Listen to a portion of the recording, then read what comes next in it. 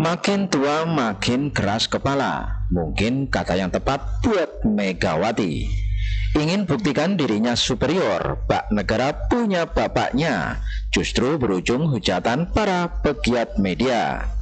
Oke, para pemirsa, kita saksikan bersama-sama.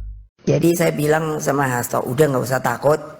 Nanti kalau kamu diambil, aku pergi ke Kapolri. Ya kalau salah angkat gitu loh, itu baru namanya gentleman. Berhentikan dari kepengurusan, berhentikan jadi kaderan. Gitu loh, ya kan? Udahlah, tidak ada partai yang bersih. Ibaratkan rumah, pasti ada sisi dari sebuah rumah itu yang kotor. Gitu Ibu, ya. Jadi saya bilang sama Hasto, udah nggak usah takut. Nanti kalau kamu diambil, aku pergi ke Kapolri. Aku bilang gitu. Coba pingin apa ngomong si Kapolri itu. Bu Mega ngancam mau datangin Pak Kapolri untuk bela Pak Hasto. Canggih juga Pak Hasto ini ya. Tepuk tangan, tepuk tangan. Loh iyalah, enak aja. Masukin itu ke media.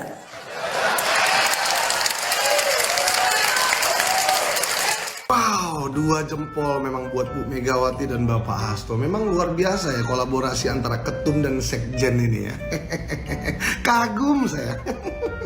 Sebentar Bu. Tadi Bu Mega bilang ya, Ibu ngomong sama Pak Hasto, jangan takut. Berarti Pak Hasto sekarang lagi ketakutan Bu. Loh. Kalau nggak salah, ngapain takut? Apa emang Pak Hasto salah Bu? Ngeri kali ya. Tapi Bu Mega kan nggak ada yang kebal hukum di Republik ini Bu. Setia Novanto masuk, Sambo masuk, Tommy Soeharto, bapaknya Soeharto presiden paling lama di negara ini aja masuk juga Bu. Ya kan, kalau memang salah ya salah, benar ya benar gitu loh. Jadi saya bilang sama Hasto, udah nggak usah takut. Nanti kalau kamu diambil, aku pergi ke Kapolri. Aku bilang gitu. Coba pingin apa ngomong si Kapolri itu. Ya, ini bukan Firly Bahuri. Ya waktu kemarin Firly Bahuri, ya kan, waktu ini Mas Rosa ini ingin melakukan penyidikan terhadap Harun Masiku, langsung di stop, diberhentikan. Dan sekarang Firly Bahuri juga sudah diberhentikan. Beda pimpinan, udah nggak bisa lagi itu di main-main mata gini, nggak bisa. Jadi saya bilang sama Hasto, udah nggak usah takut. Nanti kalau kamu diambil, aku pergi ke Kapolri. Aku bilang gitu. Coba pingin apa ngomong si Kapolri itu. Itulah yang sekarang yang bikin ya orang-orang di PDIP ini jantungan. Dalam tanda tanya di dalam hati. Who is next? Siapa berikutnya? Gitu loh, iya kan?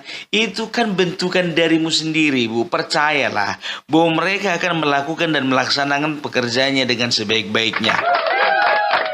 Tapi kok Ibu ini sepertinya kesannya ya seperti menguasai sekali gitu loh. Pak Kapolri sampai sepertinya ya diancam mau didatengin kalau andai kan diambil katanya Pak Hasto ini. Ngeri kali. Aduh.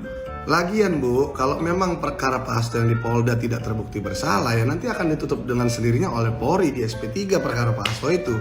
Kalau yang di KPK mengenai korupsi di JKA, mengenai Harun Masiku, kalau memang tidak ada temuan ya perannya Pak Hasto ya sudah aman-aman saja. Tapi kalau memang ada temuan ataupun yang di Polda terbukti bersalah, ya kami masyarakat minta itu untuk diproses dong. Terus contohnya nih ya, Pak Hasto terbukti bersalah dan diproses. Lantas Ibu mau datangin Kapolri gitu ya untuk pakai power Ibu untuk menghalang-halangi dan menyelamatkan orang yang bersalah gitu. Ya nggak bisa gitu lah, masa Ibu gunakan power Ibu untuk begitu-begituan. Ya kan, Power Puff Girl dan Power Ranger aja nggak begitu Bu. Gimana menurut kawan-kawan? Coba tulis di kolom komentar. Bisa juga begitu ya. Nanti kalau ditangkap, ditahan oleh pihak penegak hukum, langsung di backing ketua umum bertemu Kapolri, jemput. Enak lah ya, enak begini. Bagaimana kita ini bernegara begini, mempertontonkan suka-suka ya.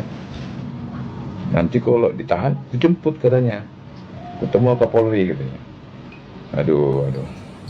Gawat kita ini.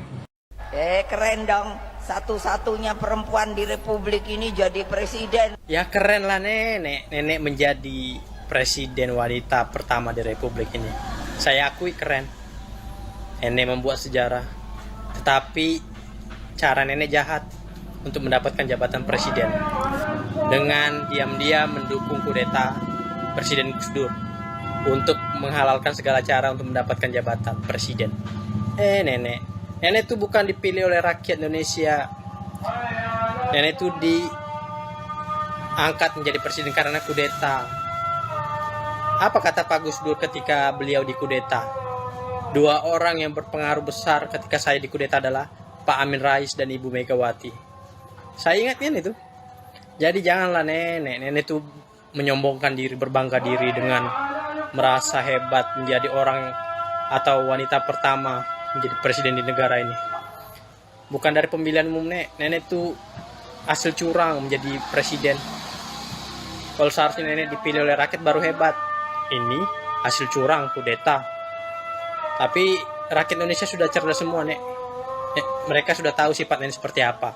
Buktinya pas pemilu 2004 dan 2009 kalah sama Pak SBY. Jadi janganlah sombong diri.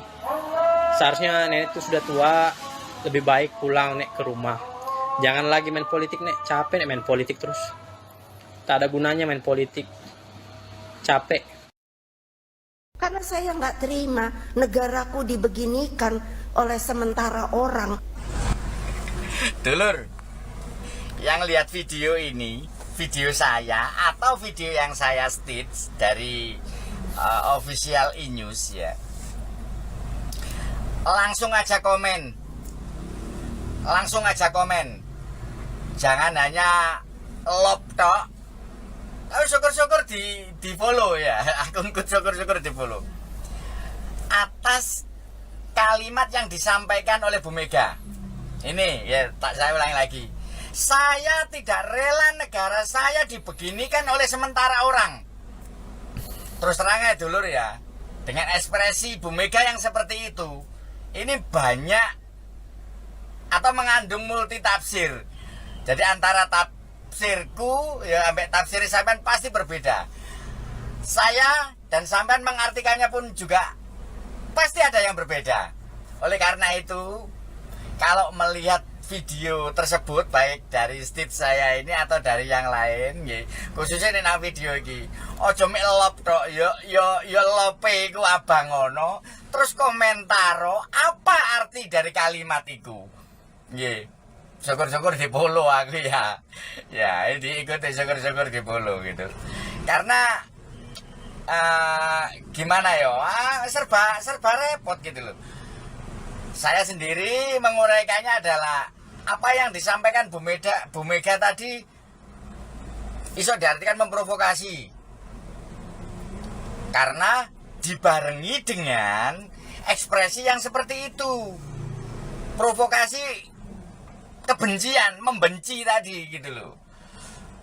Terus kalau video panjangnya di situ, kalau saya dipanggil polisi ada yang mau ngantar saya, macam-macam, makanya lihat video lengkapnya gitu. Sampean juga gak salah pisan mengartikannya. Nah, sampean mengartikannya seperti apa? Bolo-boloku sore sawo kabeh iki. Tulisan komentarmu wis. Lepas pendukungnya pendukungnya Bu Mega atau bukan, pendukungnya Pak Jokowi atau bukan, wis komentaro. Karena biar kita paham. Dan mungkin ke depan kita atau saya bisa mengkritik para politikus, para pemangku negeri ini. Nek berbicara yang dikonsumsi oleh masyarakat umum itu mbok yo sing tegas, maksudnya iki apa? Untuk menghindari salah tafsir, salah arti tadi. Takutnya kalau salah akhirnya kan jadi gegeran. Nah, supaya gak gegeran tadi, gunakan bahasa apa yang dimaksudkan, apa yang mudah dipahami oleh rakyat lah gampangannya. Oke, salam dari Sorsawu. Ada beberapa aspek dari pernyataan Ibu Mega yang menurut saya kurang tepat. KPK bukan didirikan oleh Ibu Megawati, bukan. Itu rentetan dari TAP MPR nomor 11 MPR tentang penyelenggaraan negara yang bersih dan bebas KKN. Diperintahkan itu supaya bentuk antara lain bentuk korupsi. Maka lahirlah dalam Undang-Undang 45 ini pasal 5 ayat 1, pasal 20 ayat 1 tentang pemberantasan tindak pidana korupsi. Jadi korupsi waktu itu korupsi. KPK tuntutan waktu itu ya, berhubung perkembangan negara dari Orde Lama ke Orde Baru, dari Orde Baru menuju reformasi. Saya nggak terima negaraku dibeginikan oleh sementara orang.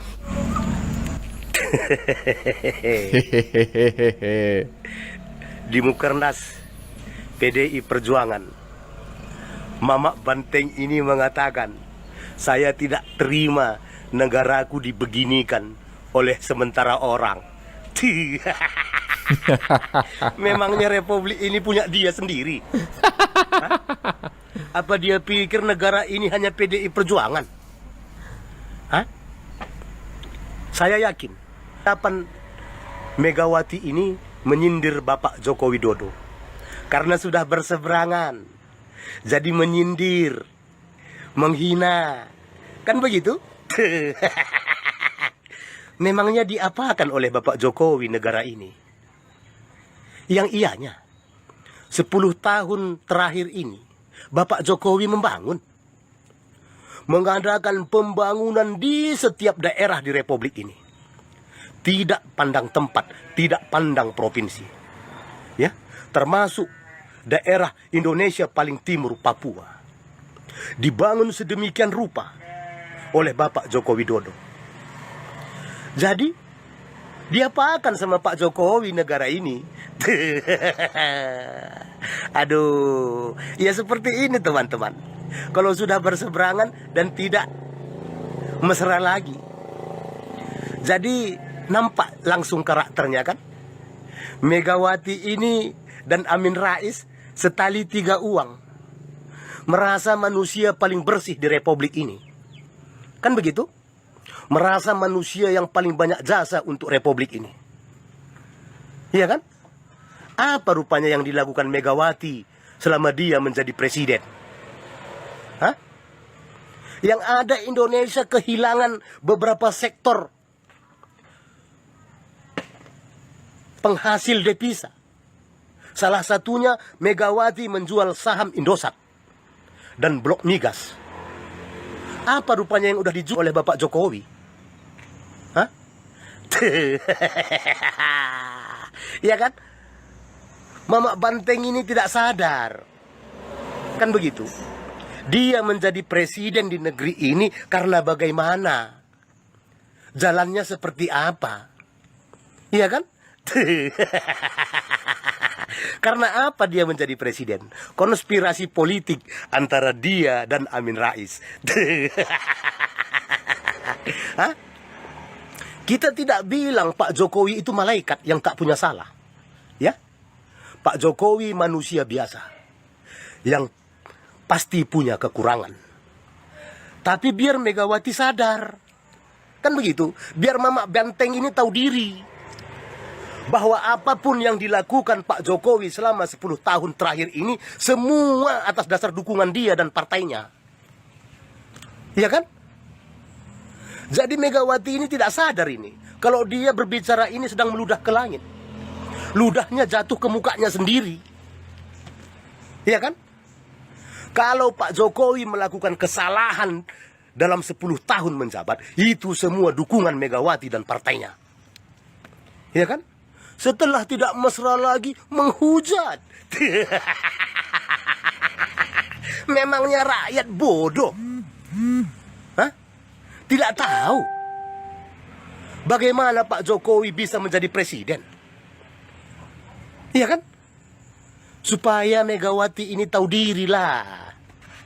Iya kan? Pak Jokowi menjadi presiden didukung oleh PDI Perjuangan. Kan begitu? Tapi rakyat percaya. Karena percaya rakyat kepada Pak Jokowi, makanya rakyat memilih dia selama 2 periode. Buktinya yang didukungnya Pilpres semalam. Itu si Ganjarnya itu. Rakyat nggak percaya.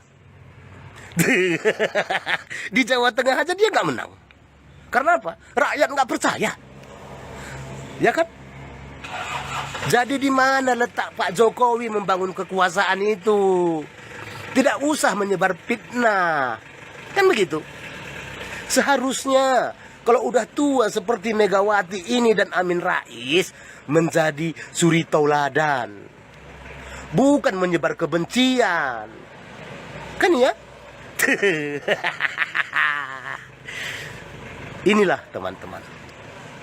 Jika karakter ketua umum partainya aja seperti ini, bagaimana dengan kader-kadernya? Yang ianya Megawati dan Sengkuni si Amin Rais setali 3 uang. Tak bisa menerima kenyataan. Selalu menyebar kebencian supaya rakyat membenci Pak Jokowi dan keluarganya. Tapi rakyat kan gak bodoh. Ya kan? Ya seperti ini dia. Ya, kita doakanlah supaya Megawati ini yang udah tua ini tahu diri lah, ya kan? Udah nggak main drama politiknya, kan begitu? Capek kalian nanti para kader-kader partai besar itu hanya untuk mengklarifikasi, mengcounter pernyataan-pernyataan daripada ketua umum ketika berbicara depan publik. Kan akan banyak menciptakan hal yang bersifat blunder. Karena pertama, faktor senja. Kedua, ada kebencian di sana. Jadi, kerja kalian nanti hanya mengklarifikasi pernyataan-pernyataan yang blunder itu, yang dimana akan merugikan daripada partai besar itu juga, terutama ya kepada para kader ataupun tokoh yang diutus dari partai besar itu untuk bertarung di pilkada. Ini sangat besar efeknya di pemilihan pilkada nanti. Jadi bujuk kalian lah sang ketua umum itu agar memberikan estafet kepemimpinan kepada putrinya. Sudah saatnya itu bergenerasi. Ya, terima kasih.